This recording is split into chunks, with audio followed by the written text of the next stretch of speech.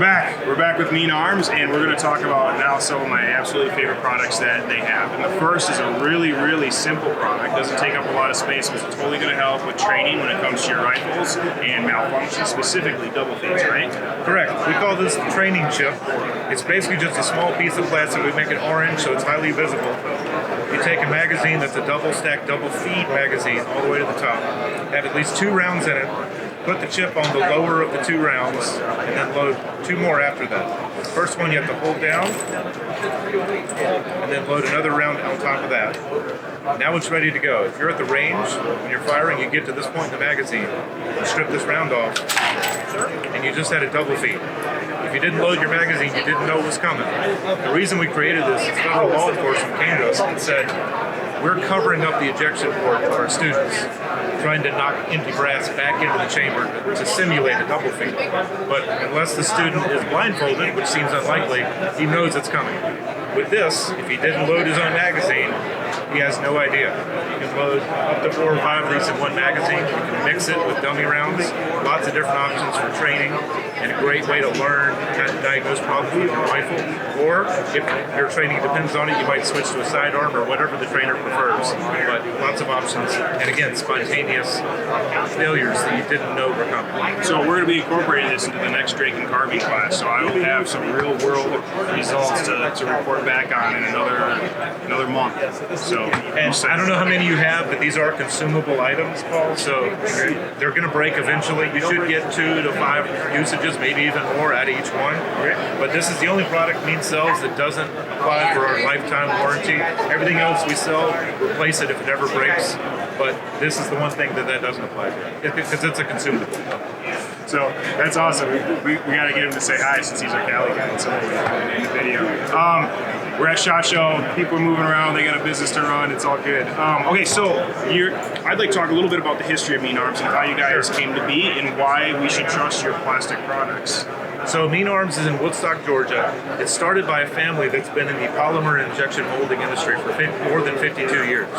So tons of expertise when it comes to making polymer components, making things that actually work in polymer. Paul's showing some of our OEM products that we ship out. We ship these out by the pallet load weekly to lots of our clients and friends in the industry for OEM furniture for AR and AK and other things. Which is dope, because I'm looking for a better stock for my AK episode. So now that, absolutely, yeah. So retro rifles are coming back, folks, and I've always enjoyed these hand grips. So this firearm has a stock, a grip, a receiver, and handguards that Mean makes in-house in Woodstock, Georgia, made in the USA furniture. I have a couple of these, and our fellow Drake instructor Tyler is running these on one of his ARs right now. We call that the Echo Grip. It's a faux carbon fiber. It's not actual carbon fiber, it's polymer, but we finish the mold to make it have an appearance like carbon fiber. We also make overmolded rubber grips and standard A2 grips.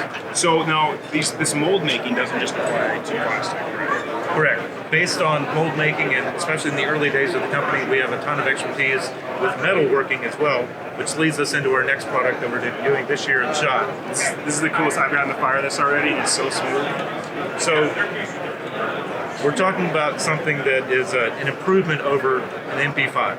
MP5 uses 2 cylindrical rollers into a sheet metal receiver.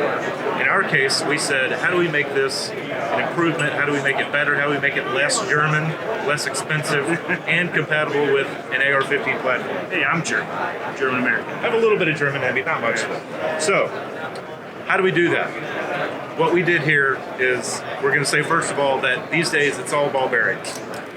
Instead of the 2 cylindrical rollers that you have in an MP5, we replaced that with 3 spherical ball bearings. When the bolt goes into battery and compresses against the carrier, the bearings are pressed outward and they lock into cavities that are machined into our barrel extension. Our barrel extension is threaded onto a 9mm barrel, and so it receives our bolt in battery. The resistance of the balls coming up out of those cavities creates the delay similar to the roller delay in an MP5. We call it bearing delay. But the best part about this is easy to disassemble, take it apart. We call this the lifter, but this is how you tune your firearm. These 3 grooves that are machined into the end of the lifter That's what the balls ride on when they're moving in and out of the bolt. So we swap this out for one that are cut at a different angle. You can account for a suppressed weapon, a long barrel, a short barrel, subsonic ammo, any variable that you can think of in this platform. You can tune it with this. You leave your buffer alone. This is set up to run an H2 buffer, okay? Which means that you can run this system in the same blower that you just took to the range to fire 5.56, and you can use an endomag. So you don't an endomag, so you do not need to change blowers or anything like that.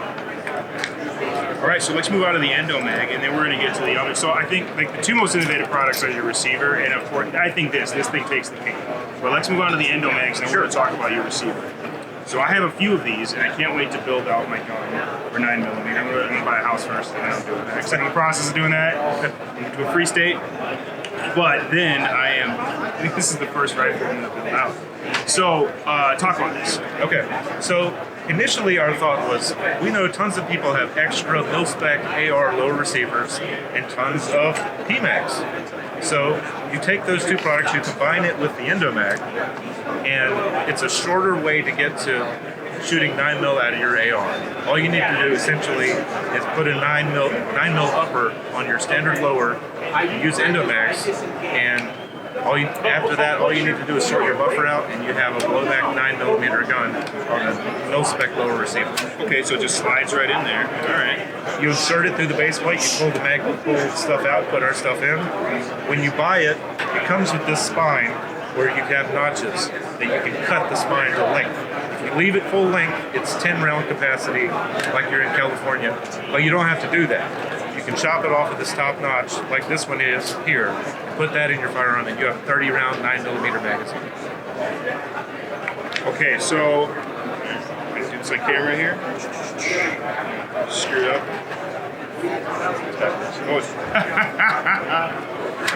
I show my misses, ladies and gentlemen. Holiday Inn last night.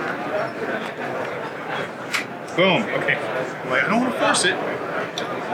That's awesome. This is dope. Like I said, I have a few of these. It'll be a few months before I show you guys how this runs. Actually, no, it won't, because I shot this at the IB88 range day, and it was super smooth. And we're gonna add footage to that. Might edit me saying this out, or just that part out. Okay, next up, we're gonna talk about. Well, I have a couple more things to say about the endomag. Sorry. So endomag comes in two different flavors. The standard one includes an ejector, and that's compatible with most blowback 9mm systems. We also make one that's ejectorless. That's what works with our new BCG system, the 915. It also is something that we sell to CMMG, or one of their models. I can't remember the name of it, to be honest. It used to be the Banshee, but anyway, one of the CMMG models uses our magazines as well. Awesome. That's super cool that you're like working with other existing companies and reliable companies. I mean, I run pretty much exclusively, NATO Stanag mags or Magpul PMags. And it's cool that you're also something now that like I just love it when everybody covers down, and it just makes it a lot easier when you're buying parts. Yeah. All right, let's jump over to this because this is super cool. So this is our low receiver. As I said, we have a lot of expertise in the polymer world. So that's why we're a company that can actually get a polymer lower receiver to work.